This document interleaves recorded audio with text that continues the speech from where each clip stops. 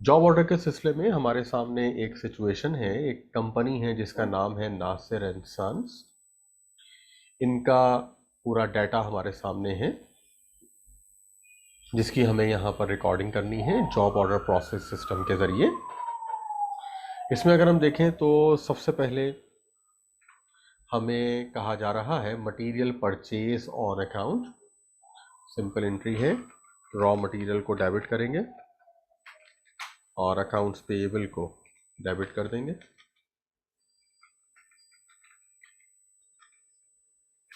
Accounts payable हमारे पास debit हो जाएगा।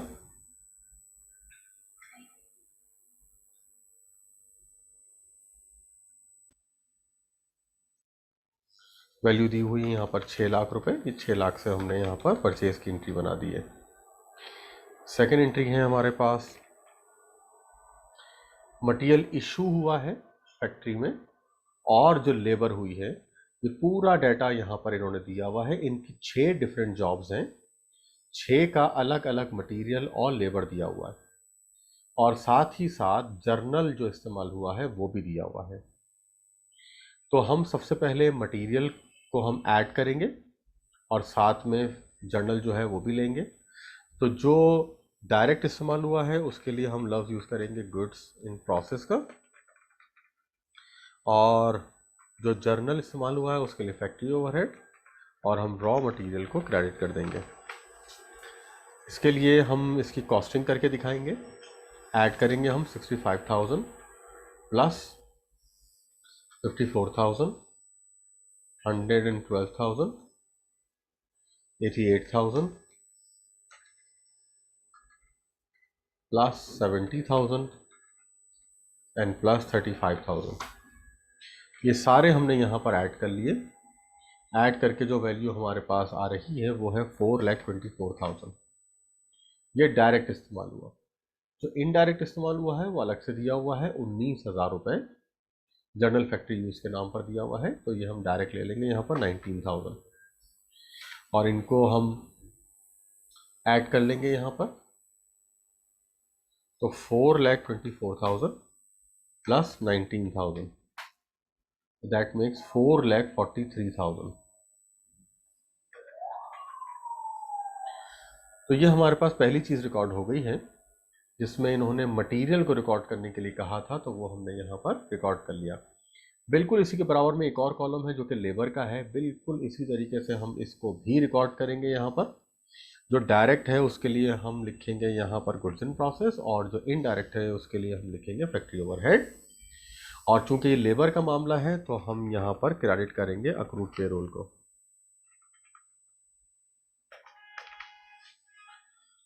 ऐड कर लेते हैं वैल्यूज़ को। पहली है 95,000 प्लस 77,000, 70,000, 104,000, 36 एंड 18। ये सारी वैल्यूज हम यहाँ पर ऐड करेंगे तो हमारे पास टोटल आ रहा है 4 लाख, जबकि जर्नल जो दिया हुआ है वो 18,000 दिया हुआ है। इनको हम ऐड कर लेंगे तो 4,18,000 रुपये का टोटल लेबर आ जाएगा हमारे पास। नेक्स्ट हमारे पास factory overhead cost incurred on account 3,42,000। तो फैक्ट्री ओवरहेड डेबिट करेंगे और अकाउंट्स पेएबल को हम क्रेडिट करेंगे। ये है 3,42,000।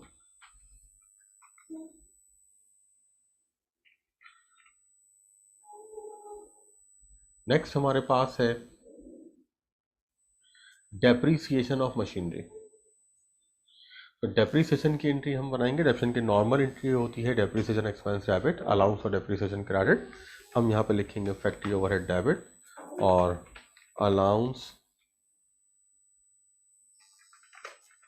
For depreciation. वैल्यू दी हुई है यहाँ पर 52,000।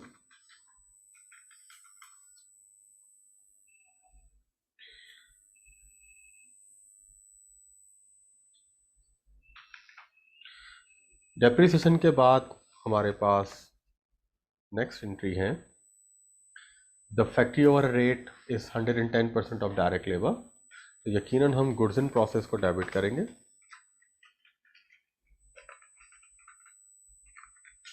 और अप्लाइड फैक्ट्री ओवरहेड को हम क्रेडिट करेंगे। यहाँ लिखा हुआ 120% of direct labour. Direct labour की जो वैल्यू है वो हमने यहाँ लिखी थी, ये 4 लाख रुपए लिखी हुई है। इस 4 लाख का हम यहाँ पर 110% निकालेंगे। 4 लाख मल्टीप्लाइड बाय 110%, यह आ जाएगा 4,40,000।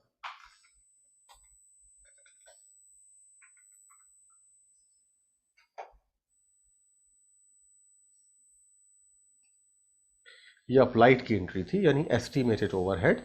ये 110% ऑफ लेबर था, ये हमने कैलकुलेट कर लिया। जिसके बाद हमसे कहा जा रहा है कि जॉब्स वर कंप्लीटेड। अब ये कंप्लीटेड जॉब्स हैं 101, 103, 104, 106, ये 4 जॉब्स हैं जो कि यहाँ पर कंप्लीट हुई हैं।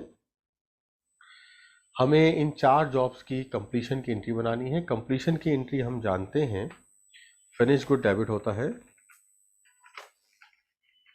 और गुड्स इन प्रोसेस क्रेडिट होगा। लेकिन इसकी वैल्यू सवाल में नहीं दी हुई है, ये वैल्यू हमें यहाँ पर कैलकुलेट करनी होगी। इसके लिए हम एक शेड्यूल बनाएंगे, शेड्यूल ऑफ जॉब्स कंप्लीटेड।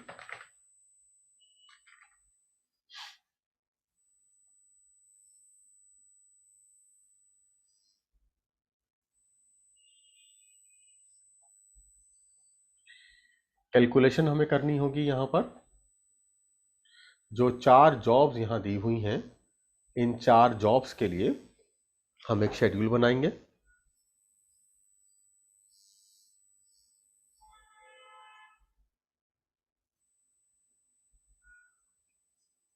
यहाँ पर हम लिखेंगे जॉब नंबर। इसके बाद यहाँ पर जो रॉ मटेरियल है उसकी वैल्यू आएगी उस जॉब की। इसके बाद हम डायरेक्ट लेबर की वैल्यू लेंगे, फिर हम फैक्ट्री ओवरहेड की वैल्यू लेंगे और यहाँ से टोटल आ जाएगा हमारे पास। जॉब नंबर 101 कंप्लीट हुई है। 101 का मटेरियल और लेबर ये लिखा हुआ है, ये हम यहाँ पे लिख देते हैं 65,000 और 95,000। जबकि जो ओवरहेड है ये बेसिकली 95 दिया हुआ नहीं है, ये 95,000 जो कि लेबर है इसका 110% निकालेंगे। ये सवाल में परसेंटेज मौजूद थी। बिल्कुल इसी तरीके से 103 लेंगे हम। 103 का हमारे पास जो मटेरियल है वो है 1,12,000, 70,000 की लेबर है और ओवरहेड जो है वो 70,000 का 110%। इसके बाद है 104, ये भी कंप्लीट हुई है। 104 का भी मटेरियल और लेबर दिया हुआ है, ये है 88,000 और 104,000 और 104,000 का 110%। लास्ट जो जॉब कंप्लीट हुई थी वो थी 106। 106 में हमारे पास मटेरियल है 35,000, लेबर है 18,000 और 18,000 का 110%। इनको हम बेसिकली ऐड करेंगे यहाँ पर। सबसे पहले मटेरियल को देखते हैं। मटेरियल का वैल्यू है 101 में जो मटेरियल है वो है 65,000, लेबर 95,000 और ओवरहेड है 95,000 का 110%। तो पहले हम 95,000 का 110% निकाल लेते हैं, फिर हम इसमें ऐड कर देंगे 95,000 और फिर हम ऐड कर देंगे 65,000। तो ये हम कैलकुलेट कर लेते हैं यहाँ पर। 95,000 इसका हम निकालेंगे 110%, मल्टीप्लाई किया और डिवाइड कर दिया 100 से, ये आ गया इसका 1,04,500। अब ये जो 1,04,500 आया है इसमें अब हम प्लस कर लेते हैं 104,500। इसमें हम प्लस कर रहे हैं 95,000 और 65,000। तो ये हमारे पास आ गया 2,64,500। 2,64,500। बिल्कुल इसी तरीके से जो जॉब 103 है, इसमें ओवरहेड दिया हुआ है 70,000 का 110%, जो कि बनेगा 77,000। इसमें 70,000 ऐड किया जाएगा और 112 ऐड किया जाएगा, तो हमारे पास फाइनल वैल्यू आएगी 2,59,000। 1,04,000 का 110% निकाला, उसमें ऐड किया 1,04,000 और 88,000, हमारे पास टोटल आएगा 306,400। एंड लास्ट बिल्कुल इसी तरीके से 106 की भी हम यहाँ पर वैल्यू निकालेंगे, जो कि निकल रही है 72,800। और अगर हम इन सबको ऐड कर लें, हमारे पास फाइनल वैल्यू आएगी जो कि यहाँ पर है 902,700। ये फाइनल वैल्यू आ गई, जो कि बेसिकली फिनिश गुड की वैल्यू आ गई है हमारे पास। यही वैल्यू हम यहाँ पर पोस्ट कर देंगे 902,700। तो यहाँ पर हमने निकालना सीखा फिनिश गुड की वैल्यू को।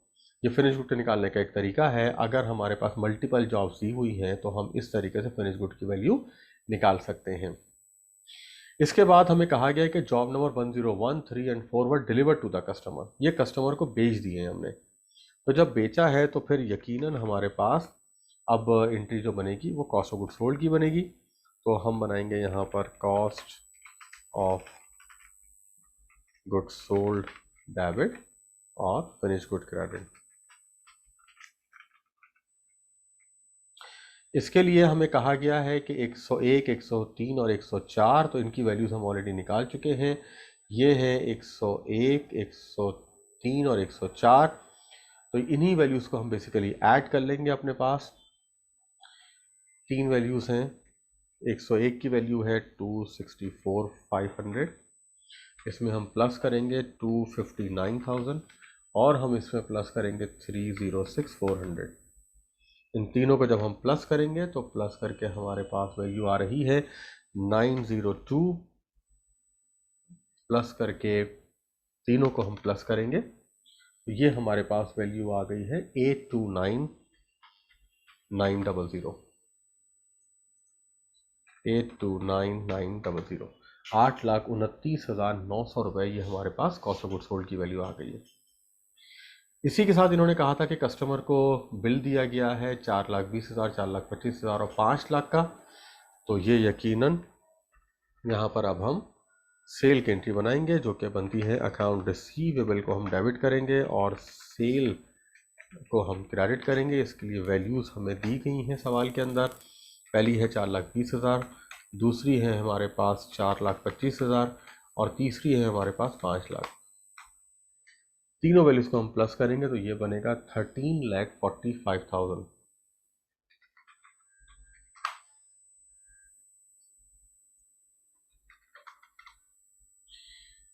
तमाम एंट्रीज कंप्लीट हो चुकी हैं और इन एंट्रीज को कंप्लीट कर लेने के बाद अब हमें अप्लाइड की यहाँ पर एंट्री बनानी होगी और उसके लिए हम कैलकुलेशन करेंगे यहाँ पर अप्लाइड की।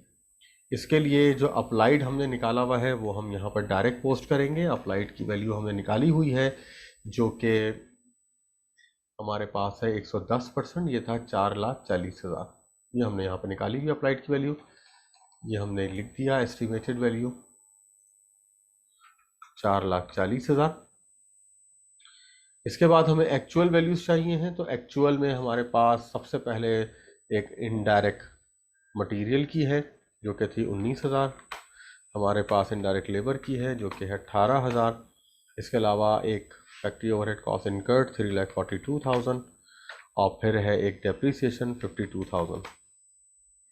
तो ये चार ही हमारे पास ओवरहेड्स थे, इनको हमने यहाँ पर प्लस कर लिया तो ये हमारे पास है 4,31,000। तो जब हम माइनस करेंगे तो 9,000 का डिफरेंस आ रहा है और अप्लाइड की वैल्यू ज़्यादा है तो इसीलिए ये क्या है, ओवर अप्लाइड है। तो जब ओवर अप्लाइड है तो हम यहाँ पर इसकी एंट्री बनाएंगे। ओवर अप्लाइड की हमेशा एंट्री बनती है।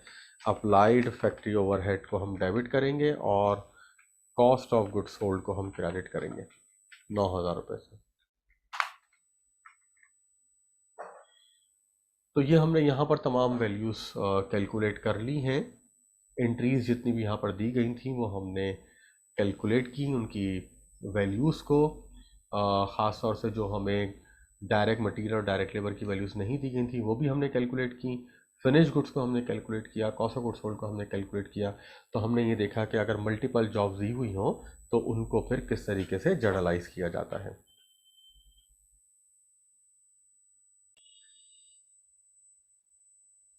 इस सवाल में अगर हम गौर करें तो हमारी दो रिक्वायरमेंट बेसिकली कंप्लीट हो चुकी हैं। पहली रिक्वायरमेंट थी इंट्रीज की, ये हमने बना ली, और फिर था schedule of jobs completed and uncompleted, ये दोनों हो चुके हैं हमारे पास। इसके बाद टी अकाउंट्स बाकी हैं। इसमें हमसे कहा जा रहा है कि टी अकाउंट्स बनाइए, एक रॉ मटेरियल का, दूसरा गुड्स इन प्रोसेस और तीसरा फिनिश गुड्स। तीन टी अकाउंट हमें बनाने हैं। अब ये तीन टी अकाउंट हम यहाँ पर बनाएंगे। इसमें हमारे पास जो पहला टी अकाउंट है वो है रॉ मटेरियल का। So let's start with raw material.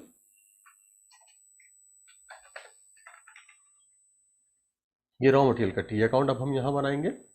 Raw material के टी अकाउंट में हर टी अकाउंट की तरह आगाज सबसे पहले बैलेंस से होता है।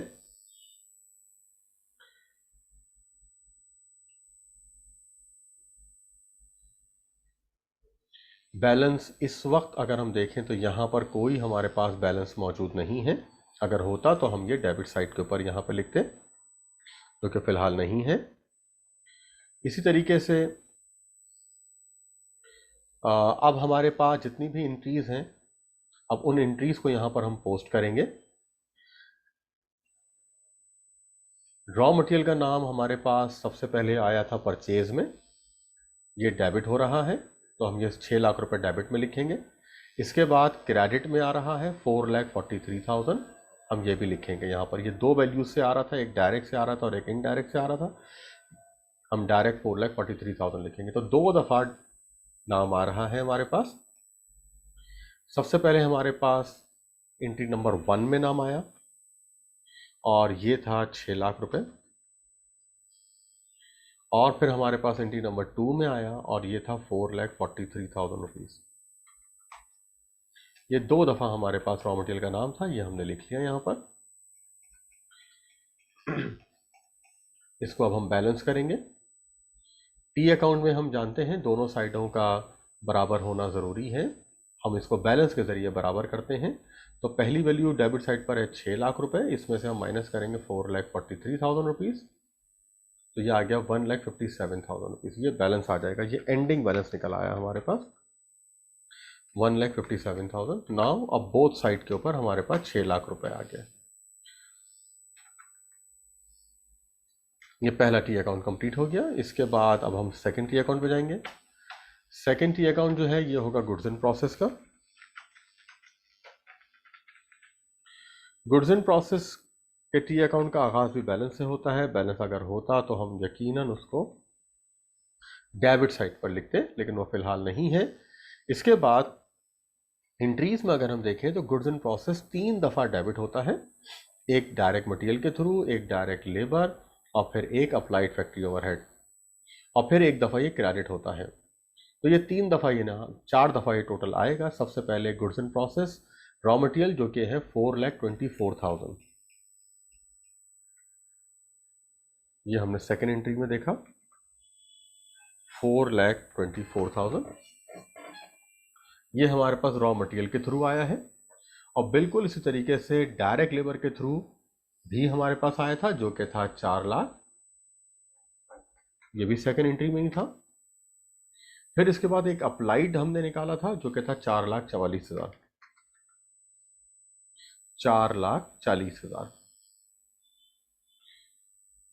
ये हमने यहां पर लिखा। ये जो था ये था डायरेक्ट मटेरियल, ये था हमारे पास डायरेक्ट लेबर, और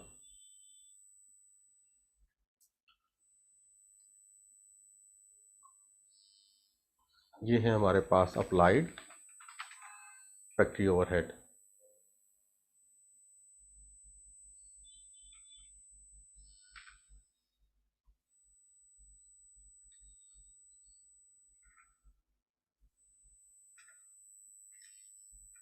ये फर्स्ट एंट्री, ये हमारे पास आ गई है सेकंड।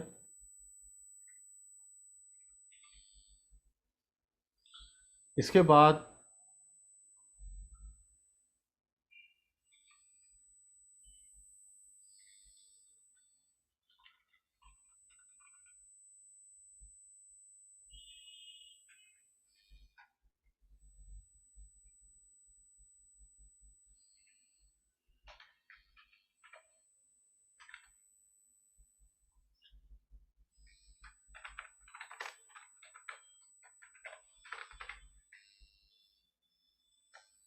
डायरेक्ट मटेरियल का हमारे पास अमाउंट था 4,24,000। डायरेक्ट लेबर का हमारे पास था 4 लाख और अप्लाइड फैक्ट्री ओवरहेड का हमारे पास था 4,40,000। इसके अलावा एक हमने लिखा था फिनिश गुड के थ्रू। ये हमने कैलकुलेट किया था शेड्यूल में, जो कि था 9,02,700। यहां से अब हम इसका एंडिंग बैलेंस कैलकुलेट करेंगे। टोटल कर लेते हैं इसको। जब हम इसको टोटल करेंगे तो ये डेबिट साइड जो है हमारी, ये आ रही है 12,64,000।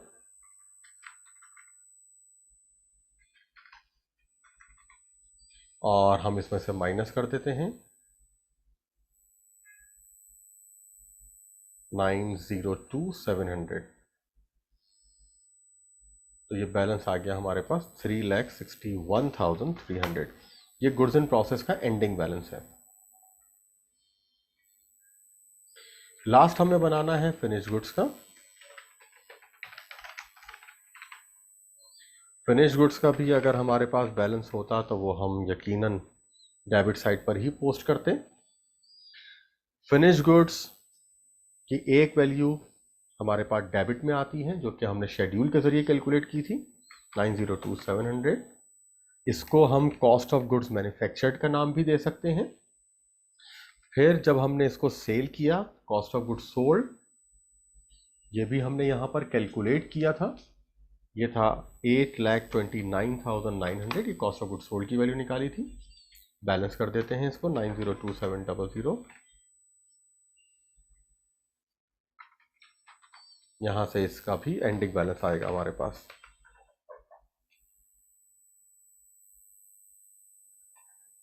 902,700।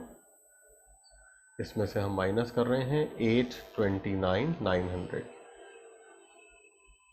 तो 72,800। ये हमारे पास फिनिश गुड्स का टी अकाउंट। तो इस सवाल में हमने मल्टीपल जॉब्स को भी हैंडल करना सीखा और साथ ही साथ हमने 3 टी अकाउंट्स भी बनाए, जिसमें पहला था हमारे पास रॉ मटेरियल का, फिर गुड्स इन प्रोसेस और फिर फिनिश गुड। नॉर्मली यही 3 अकाउंट बनते हैं। इसके अलावा अगर कोई और टी अकाउंट बनता है तो वो बनता है अप्लाइड फैक्ट्री ओवरहेड का। इस सवाल में रिक्वायरमेंट इन्हीं 3 की थी। हम अप्लाइड फैक्ट्री ओवरहेड का भी यहां पर बना लेते हैं।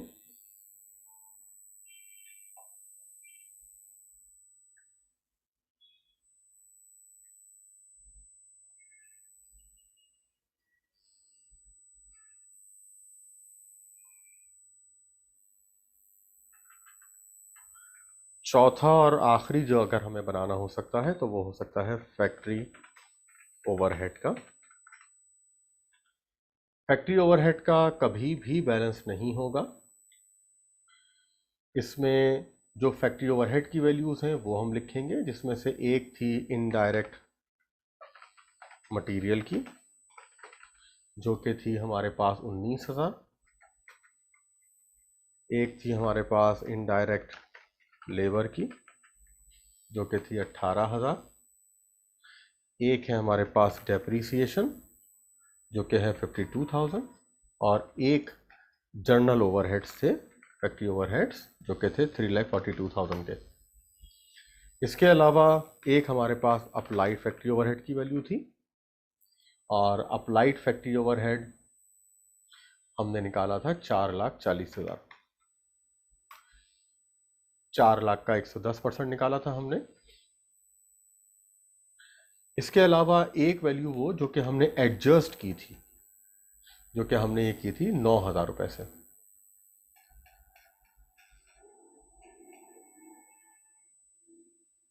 और ये जो 9,000 रुपए लिखे थे ये हमने ओवर अप्लाइड था, तो ये हमने डेबिट किया था इसको। टोटल कर लेते हैं इसको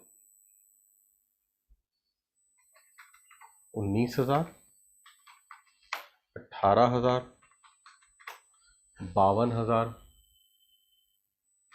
3,42,000 और 9,000। 4,40,000 ये डेबिट साइड का टोटल आ रहा है, और क्रेडिट साइड पर भी एग्जैक्टली यही टोटल है। इसका मतलब ये है कि हमारा टी अकाउंट एग्जैक्टली ठीक बना है। फैक्ट्री ओवरहेड के टी अकाउंट में ना ही कभी ओपनिंग बैलेंस होता है और ना ही कभी एंडिंग बैलेंस होता है, इसकी साइड्स हमेशा बराबर रहती हैं ऑटोमेटिकली। तो दैट्स इट, ये हमने यहाँ पर पूरा क्वेश्चन कंप्लीट किया और इसके तमाम टी अकाउंट्स भी हमने यहाँ पर बनाए।